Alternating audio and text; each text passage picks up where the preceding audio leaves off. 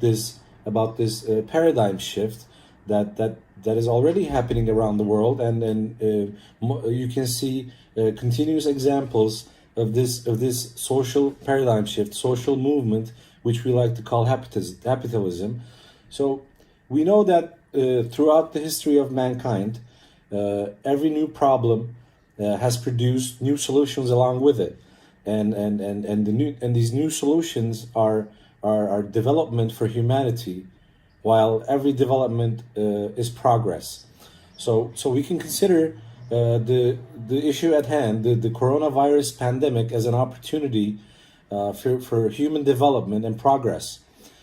Happytalism comes in this stage, which is an approach of happiness, basically tolerance and compassion, can be applied all over the world by simply thinking outside the box a little bit, and purifying and simplifying our surpluses, while ensuring the unity and diversity in the wake of this pandemic.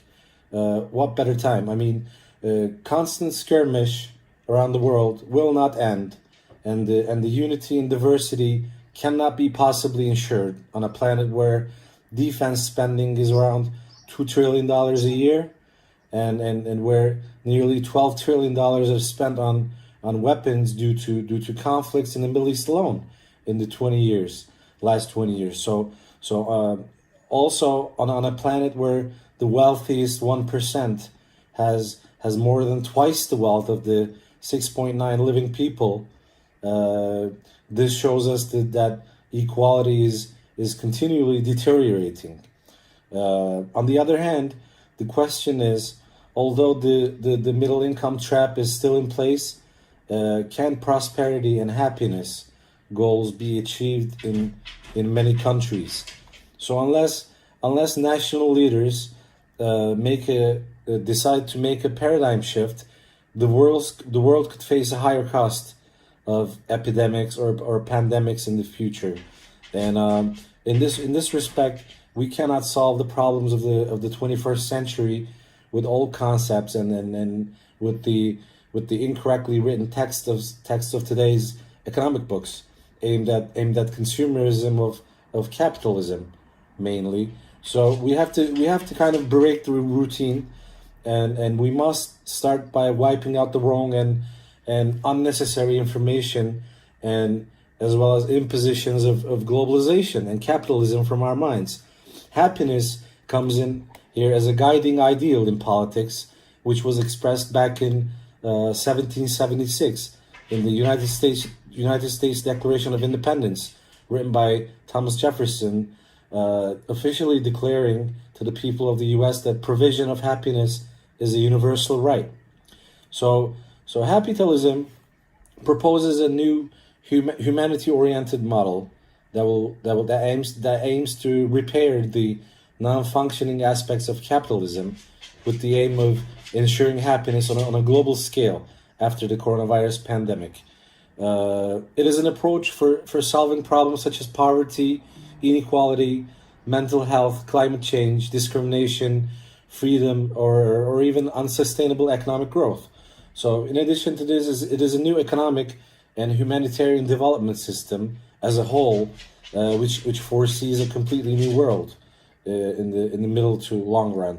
It does not aim to replace necessarily the income-based measures of happiness, but to complete and reassure these wider measures towards its achievement.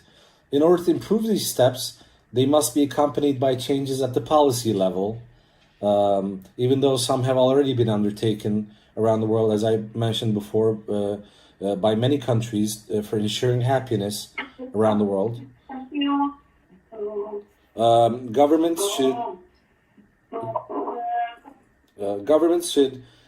should support rural economies for their further development, and give them an opportunity at least to establish their own businesses, their own social businesses, within the same social business framework inspired by Happytalism, the concepts that we follow. So Happytalism governance structure to be created in a country will contribute significantly to the further development of that country, essentially, since the creative management of existing and future country resources are crucial to the support to the objective of functionalization of Happytalism. And we can clearly state that Happytalism can have an important effect in ensuring happiness as a humanity development paradigm that puts the priority of happiness and prosperity and freedom at the center of the economic and social developments and all life, basically. So it emerged as an appropriate development paradigm in Bhutan, originally, in the Kingdom of Bhutan, and adopted as the general philosophy for guiding the future development of the country. And its aim, the aim of Happytalism is to achieve a balanced development in all necessary aspects of life. It has gained momentum outside of Bhutan since then in many other countries, as I mentioned, such as the U.S., the Philippines, Thailand, Canada, UK, China, you name it, France, and this network of countries and institutions that do not see GDP as the only criterion for economic success, and try to develop other systems to measure social, economic, and environmental factors began to emerge as a result. An alliance of Happytalism, also known as Well-Being Economy Alliance, exists today between New Zealand, Iceland, and Scotland. So to talk about the strategies a little bit, they need to be effectively implemented in order to basically ensure the sustainability of the concept of the process in a country and contribute to the happiness of individuals. Some of these strategies can be given as digital democracy, for example, and good governance, zero-sum game, and the win-win model in the economic activities. Unity and diversity plays an important part. Money-free economy, instead of globalization, localization, and rural development. Related activities such as hydroponic agriculture, smart agriculture, urban gardens, and digital ranches, such as and social business, of course, plays a very important and critical part in the process, as well as microfinance, which we undertake in the Republic of Turkey since 2003 under Turkish Grameen microfinance program, and blockchain and cryptocurrency. It's been the buzz for at least the last decade now.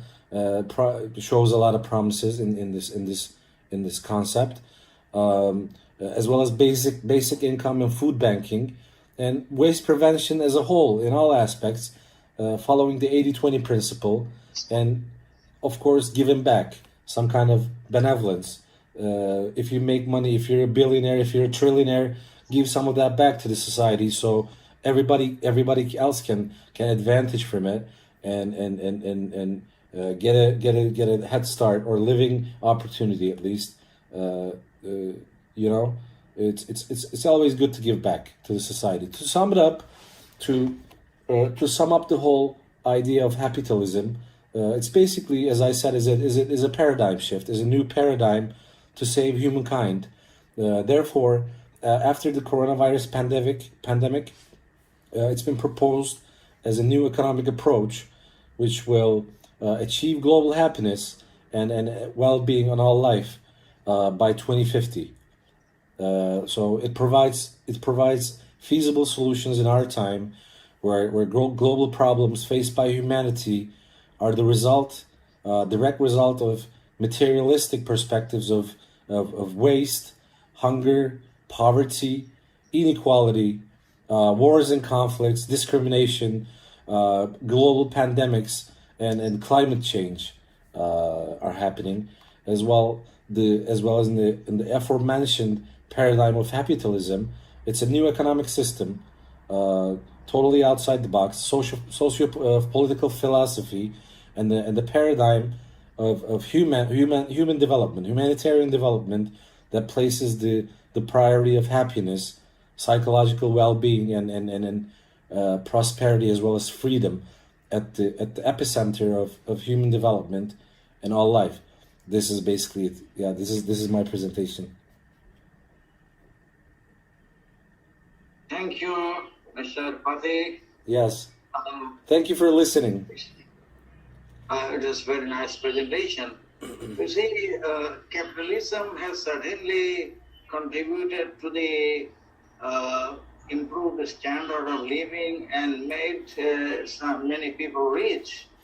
But then still, I guess there is no study aiming at how capitalism is related to happiness of people. Yes. You know, this pandemic has shown that you may have money, you are a rich person, but still you are not happy as somebody went into hospital and eventually had to leave this world. So, what actually capitalism contributes to the question of happiness is still to be seen. However, as I see it, social business is actually is aiming at having a decent living, not necessarily to be rich, but to contribute to the society, to the humanity, and thereby also be happy as a social entrepreneur. So, Happytalism perhaps could be the target of social business. Yes, of course. Yes, of course. Yes. And I would recommend that we should have many more research in this area.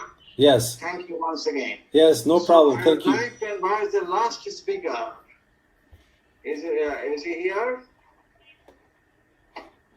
Yes, I am here. Okay, please go ahead. Thank you. Let me share my... Gaura, please go ahead.